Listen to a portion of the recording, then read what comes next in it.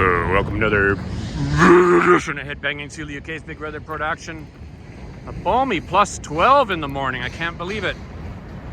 Spring, I guess, has sprung. Clear sky. And any time is rain time. Yeah, you can say that again, Buster.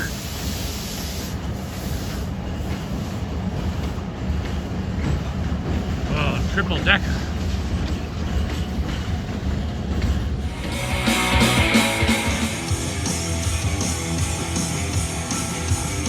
Well, welcome to the edition of Rawk with Greg Gate Black Maroons here. The brand new Bullet. One of my favorite bands of all time. I've seen them a few times live overseas. I've only heard the first 3 songs so far. Nice and loud, like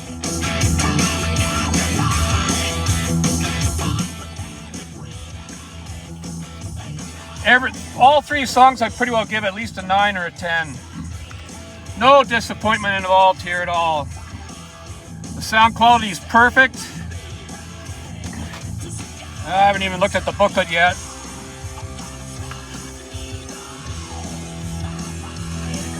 I'll try and skip through a few songs here.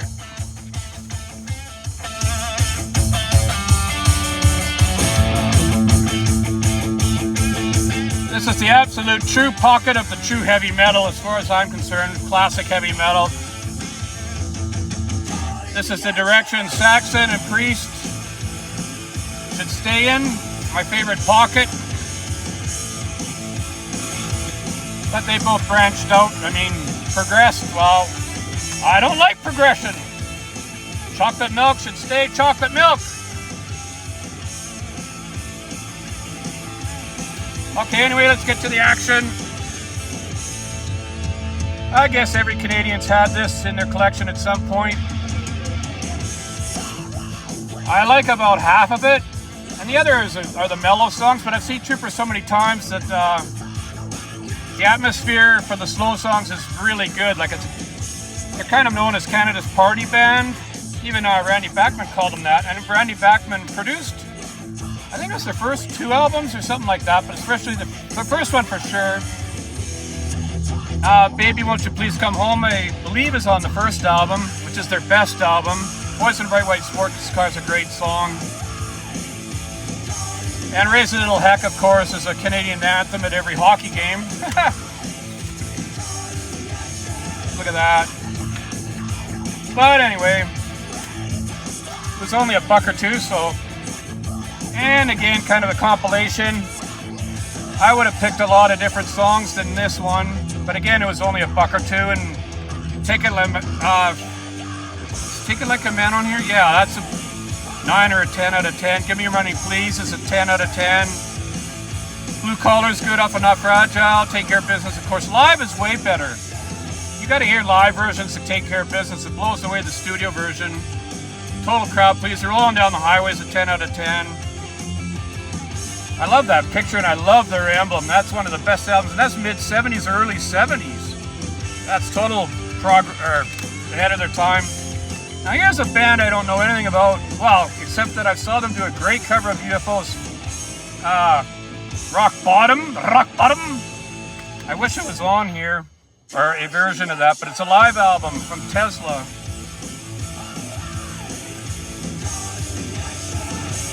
Now there's not even a fold-out. But anyway, like if you can cover UFO's Rock Bottom and do a fantastic job of it with the Flying V, got to be some good songs. I've skipped through some Tesla before, and sometimes it was too mellow, but I don't know what songs to check. Book action. Yeah, this is a fantastic book. How many pages? Almost 400. Canada's very own power trio, Gatto. Saw them back in the late 70s. There's their 2 essential albums. First one, self-titled, and then Gatto, if it's only at the top, who cares? It's only at the bottom too. There's a live album, Best Seat in the House. Is there any pictures? There's my bookmarker. That's pretty nice.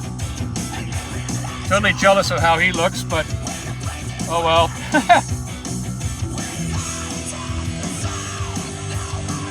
But yeah, they're just kind of a party rock, hard rock.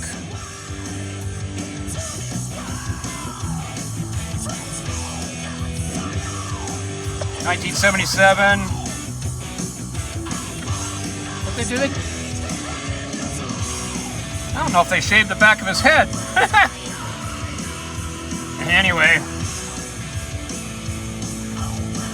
was hoping for a concert picture.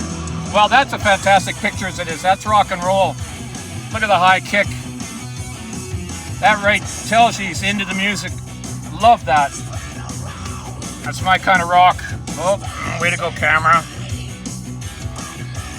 Oh, smarten up. Book, more book action from the great Martin Popoff.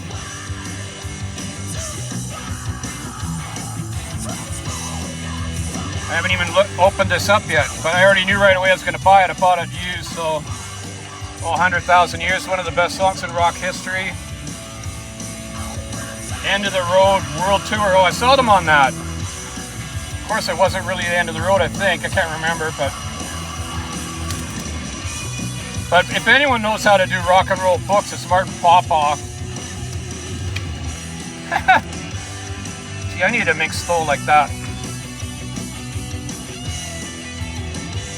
From Kiss to Disco. I can't stand that song, that I Was Made for Loving You. That's like a 0 to 10.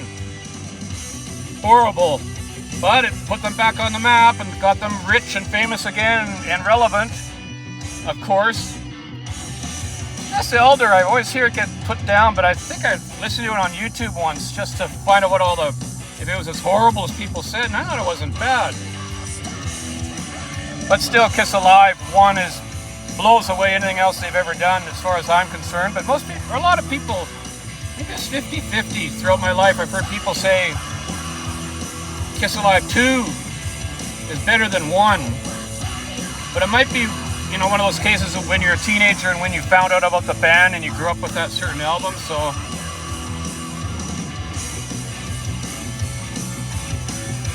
But anyway, fantastic. Vinyl action. I've never heard this. I may have heard an earlier one by them when it came out back in was it 80 or 81? No, even earlier. This is 79. Canadian pressing. Recorded at Bearsville Studio. Hey, Foghat. They know about Bearsville Studio. Millennium Records. Nothing is Sacred, name of the album. Well, that's about what Bullet looks like. Bullet's from the Now. It reminds me of the album The Boys, B-O-Y-Z-Z. They had a similar album cover like this, but it was sort of black and white or silver and blue kind of thing. Now this was a grail. The legendary King Scott Waters is going to get this. I talked to the band about this, Iron Kingdom. I've seen them a few times, and I made a point of talking to them every time, or some of the members. Live in Seattle, only limited pressing. And I kept saying, you guys going to put that on CD, please, please, please? He goes, nope. We promised the fans that it was going to be vinyl only, and it's going to be vinyl only. Oops, that's already falling out. Okay, there's no, that's the label. What songs are on here? Fired Up is a 10 out of 10.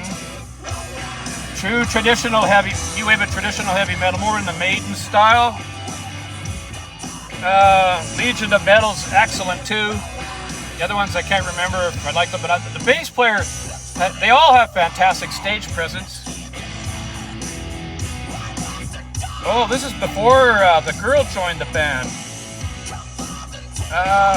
They had a girl drummer at the time. He's still there, main guy, main front man or whatever. Kenny Croker. I think they had a different guitarist too, unless he's the guy that formed Axion. I always thought it was a guy with black hair. But Axion, A-X-X-I-O-N, if you like this kind of metal, new wave traditional heavy metal, I love it. Axion, way underrated Canadian band. But anyway, couldn't believe I found that. Shirt action. Well, if you're from Vancouver or you're from Canada, you know this guy. Nardwuar, the Human Serviette. In Vancouver, there's independent radio, like not commercial radio, but just commercial free. I don't know if they're out of University of British Columbia, but it's just a small station. But he's a famous guy. He's interviewed Thor a bunch of times, and his shtick was he would interview the person and then just look at them and go, well, you know, how's your album? Oh, it's good. And then he'd go, doot, doot, doot, doot. And then sometimes the person would go, doot, doot, and sometimes they wouldn't. And there'd be an awkward pause, like, but it's funny.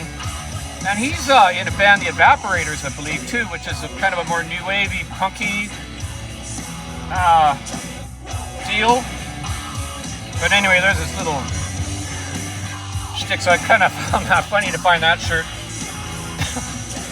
My first Temu buy, and of course I would have had a feeling it was going to be one of those shiny, cheap iron-on deals, but I always loved this cover, so I had to get it. I didn't care if it was going to be budget looking or not. It's just one of the best album covers in rock history and one of the best songs in rock history, the title track.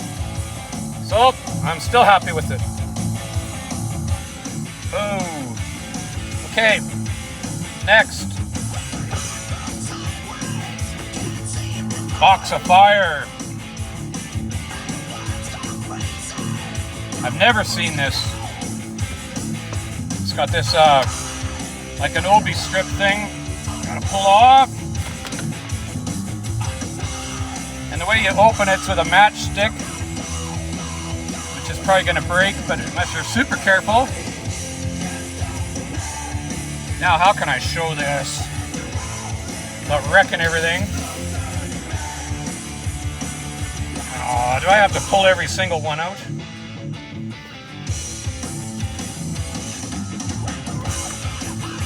First Aerosmith. I believe they're remastered and stuff too, but Get Your Wings. Run it at a time. But I don't mind if I get remastered sound from Rawk and Toys in the Attic. For sure, my two favorite by Aerosmith.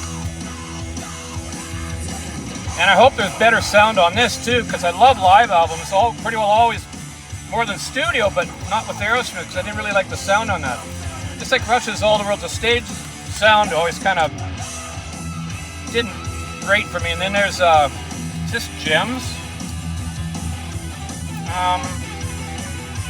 Greatest Hits.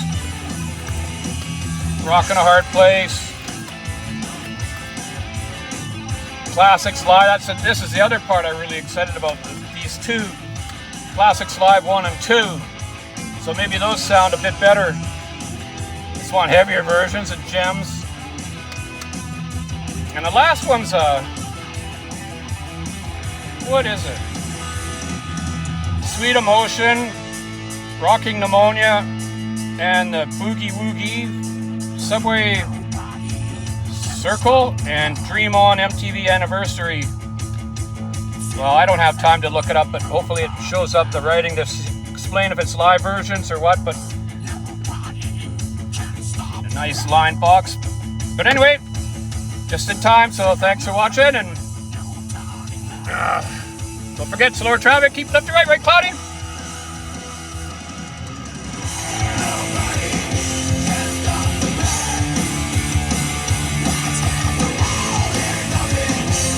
My kind of metal. Bye-bye. Bullet rules!